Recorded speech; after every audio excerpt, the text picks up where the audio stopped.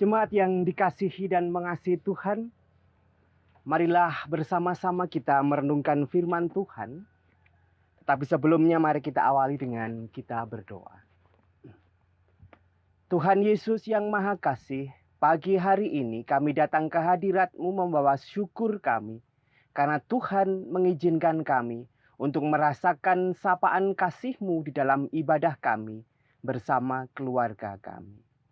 Mari Tuhan, Tuhan sendiri yang hadir di tengah-tengah kami.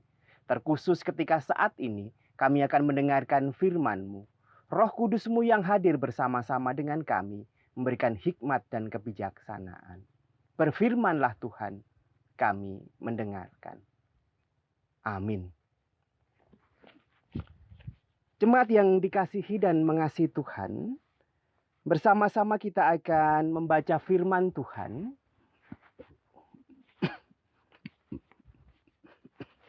yang tertulis dalam kitab Mazmur Markus pasalnya yang ke-6 ayat 30 sampai dengan 34, dilanjutkan ayat 53 sampai dengan 56.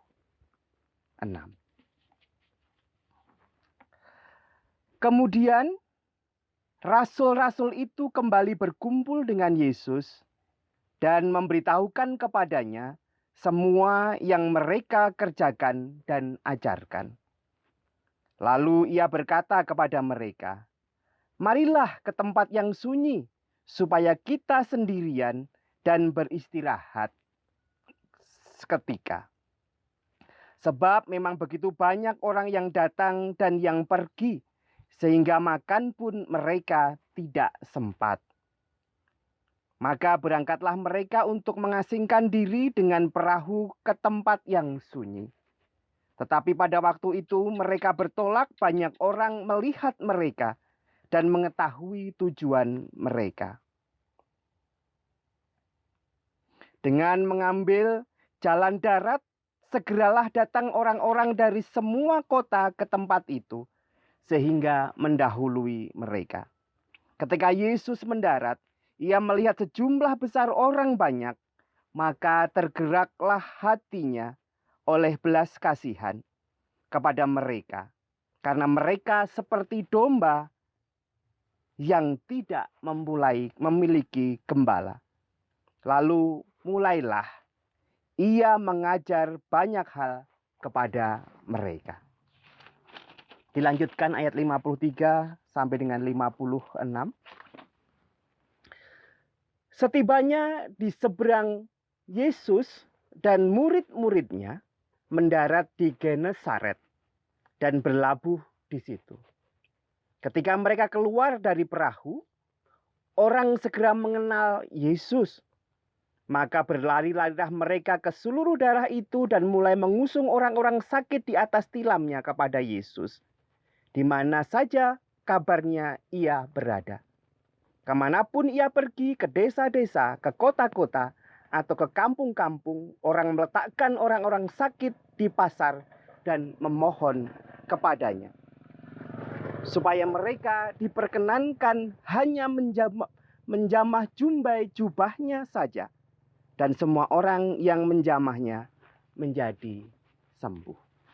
Demikian firman Tuhan. Yang berbahagia kita yang mendengarkan firman Tuhan dan yang memeliharanya. Haleluya. Saudara yang dikasihi dan mengasihi Tuhan, kalau pada saudara sekalian sekarang ini ditanyakan mengenai apa yang menjadi kebutuhan sehari-hari, apa yang menjadi jawaban Bapak Ibu Saudara sekalian? Bapak Ibu Saudara yang dikasihi Tuhan, setiap manusia memiliki kebutuhan. Kebutuhan muncul untuk mempertahankan hidup. Banyak orang berbicara tentang kebutuhan dalam sebuah teori. Salah satunya adalah teori hierarki kebutuhan yang membagi kebutuhan manusia secara hierarki, karena pemenuhan kebutuhan manusia dilakukan secara bertahap. Ada 3 bagian penting yang akan kita bicarakan dalam renungan kita kali ini dari 5 bagian hierarki kebutuhan menurut teori ini. Yang pertama yang menjadi kebutuhan manusia adalah kebutuhan fisiologis atau kebutuhan yang biasa disebut sebagai kebutuhan pokok, sandang, pangan maupun papan. Ini menjadi kebutuhan pokok karena manusia harus memenuhinya. Karena kalau tidak, manusia tidak akan merasakan kehidupan sejahtera, bahkan mungkin tidak bisa bertahan hidup. Kemudian kebutuhan yang kedua adalah kebutuhan tentang rasa aman. Kebutuhan keamanan dari segi fisik maupun emosi. Kebutuhan terbebas dari rasa takut. Sekarang mungkin menjadi penting dalam hidup kita dewasa ini. Kemudian yang selanjutnya adalah kebutuhan sosial.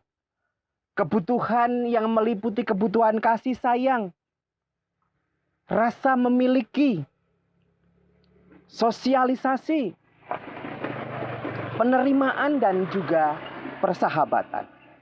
Karena sejatinya manusia adalah makhluk sosial. Jadi tidak mengherankan kalau kebutuhan bersosialisasi menjadi bagian penting di dalam kehidupan manusia.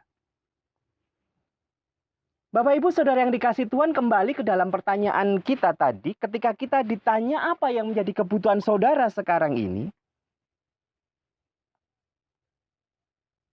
Bapak Ibu Saudara yang dikasihi Tuhan, sekarang ini kalau kita mau berbicara tentang kebutuhan pokok, sandang, pangan maupun papan, banyak orang yang sedang mengalami persoalan dalam hal ini. Banyak orang yang mulai mengeluh bahwa kehidupan sekarang sulit. Di masa pandemi ini, kegiatan ekonomi lesu.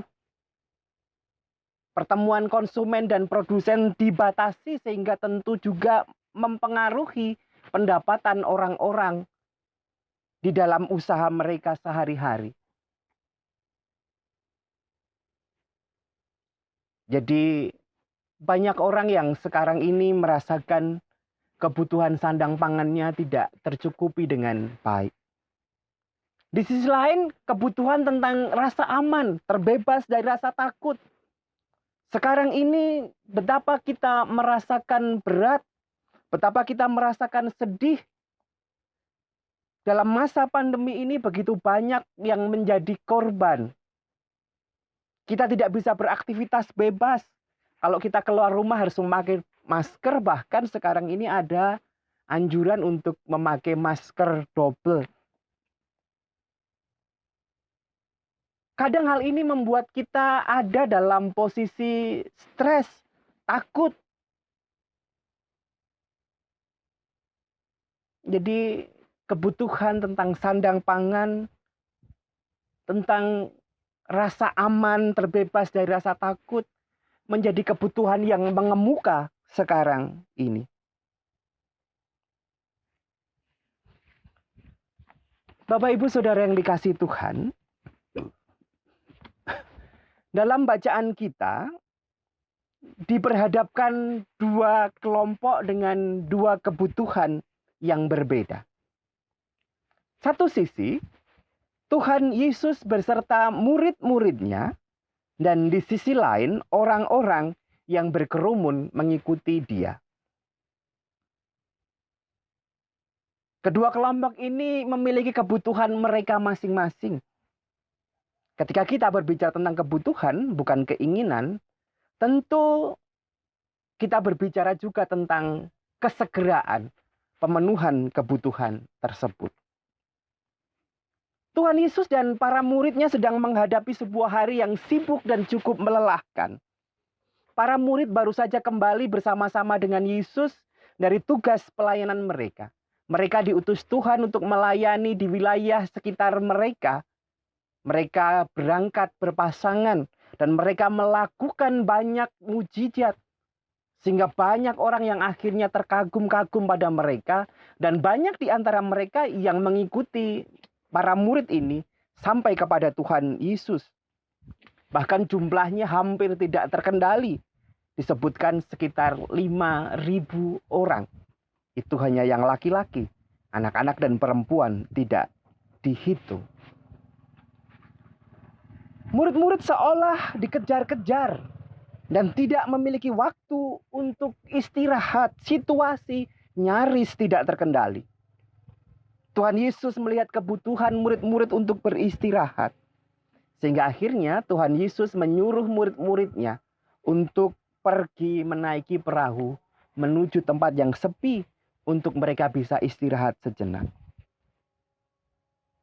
Dan situasi bagi murid-murid ternyata tidak cukup membaik karena ketika mereka naik perahu, ternyata perahu mereka diterpa badai yang cukup besar. Sehingga bisa dibayangkan bahwa para murid ini sedang benar-benar capek secara fisik maupun secara psikis.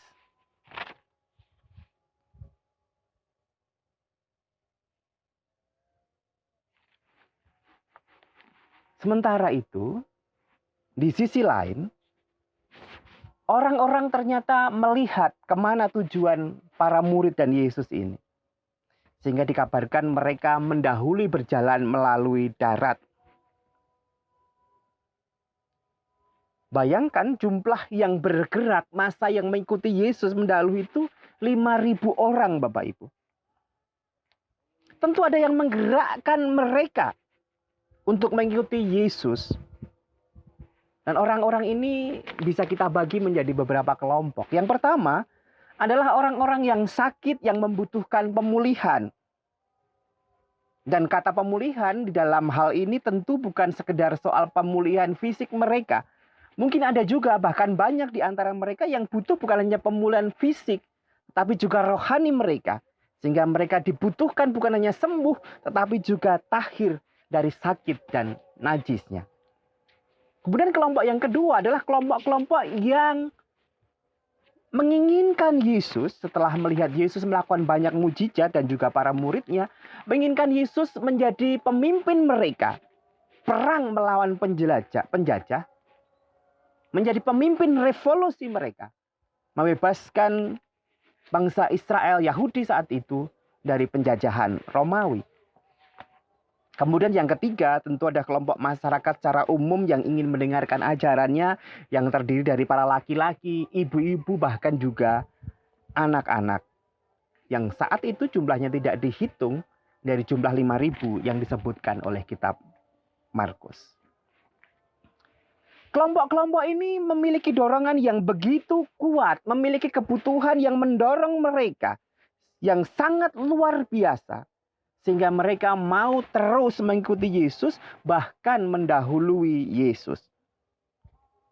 Terdorong oleh kebutuhan mereka. Sehingga mereka kurang perhitungan di dalam melakukan perjalanan. Mereka tidak membawa bekal. Padahal di antaranya banyak orang sakit, perempuan, dan juga anak-anak. Mereka tidak berpikir tentang kebutuhan, tentang jarak yang mereka tempuh. Sehingga ketika waktunya tiba, ketika senja, mereka akhirnya kelaparan, padahal jauh dari akses makanan.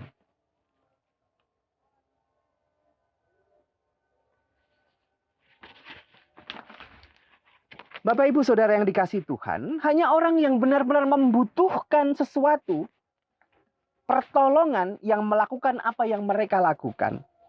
Dalam pikiran mereka mungkin ini adalah kesempatan yang tidak datang dua kali.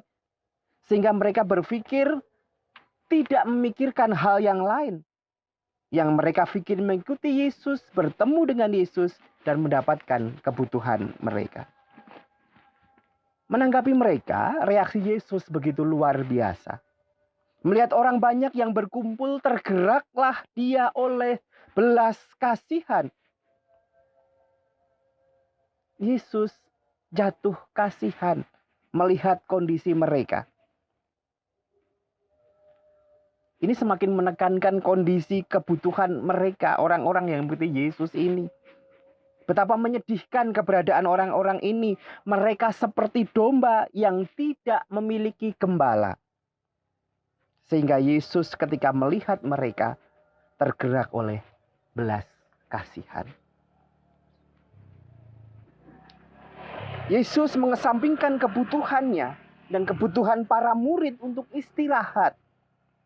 Yesus menerima orang-orang tersebut, mulai mengajar mereka dan menyembuhkan mereka. Mereka menerima pemenuhan kebutuhan mereka. Mereka mendapatkan apa yang mereka cari ketika mereka mengikuti Tuhan Yesus. Tetapi sampai pada akhirnya mereka merasakan kebutuhan yang harus dipenuhi sekarang itu juga, yaitu lapar. Mereka kelaparan. Dan melihat itu Tuhan Yesus memberi makan mereka. Dan terjadilah mujizat 5 roti dan 2 ekor ikan. Untuk memberi makan 5.000 orang laki-laki. Tidak termasuk perempuan dan anak-anak yang tidak dihitung. Dan sisa 12 bakul. Mereka semua mendapatkan kebutuhan mereka. Pemenuhan kebutuhan jasmani maupun rohani mereka. Ketika mereka mau mencari Yesus. Saudara terkasih, kembali ke dalam kehidupan kita sekarang ini.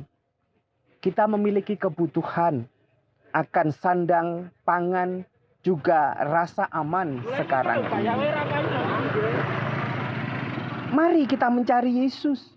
Meyakini bahwa Yesus bukan hanya Tuhan yang berbicara dan berjanji. Tetapi Tuhan adalah Tuhan yang senantiasa tergerak oleh kasih-Nya. Yang melihat kebutuhan kita sebagai sesuatu yang penting untuk dipenuhi. Bahkan di dalam prosesnya Tuhan mengesampingkan apapun.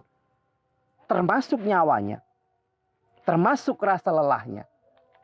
Dia memenuhkan setiap kebutuhan kita. Keyakinan itu mari yang kita pegang dalam kehidupan kita sehari-hari. Sekarang ini.